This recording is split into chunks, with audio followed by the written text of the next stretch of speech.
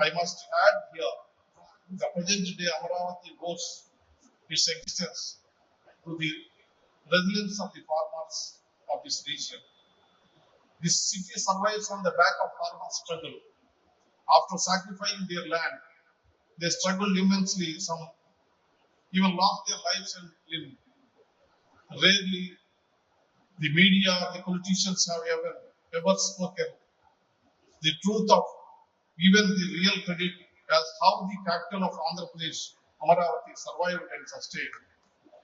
I must say, the farmers' protest here on the street of Amaravati was the biggest and longest farmers' protest after independence in southern India.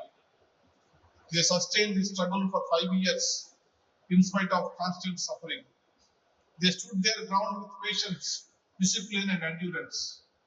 I salute the spirit of the farmers of Amaravati who courageously withstood the forces of government mechanism. I draw a lot of inspiration from the farmers' struggle. I also think I also thank them for reposing their trust on the judicial system and the democratic process. These events in our history highlight the significance and realization of the constitutional right to dissent peacefully. We must also remember contribution of the citizens and lawyers of this country for taking a momentum from streets to the courts. There are moments in a public life when the conviction towards your duty becomes painfully personal. All of you present, most of you present here knows that how my family was targeted and criminal cases were filed against them. All this was done only to coerce me, and I was not alone.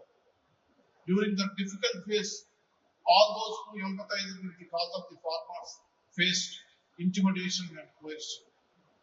Even members of the judiciary who upheld the constitutional principles faced transfers, pressure, and at times persecution. Families of judges who had no role became collateral to political mechanization. These experiences reaffirm my deepest belief that institutions are tested not in comfort but in crisis. In such times, when many political leaders hesitated to take stands or remained silent, it was the jurists, lawyers, and the courts of this country who stood by their constitutional promise. While governments may change, the courts and rule of law remains the anchor of stability. And the rule of law survives only when people repose the public trust, decline to surrender their integrity for convenience. In these coming times, the role of the farmers, lawyers, jurists, members of the civil society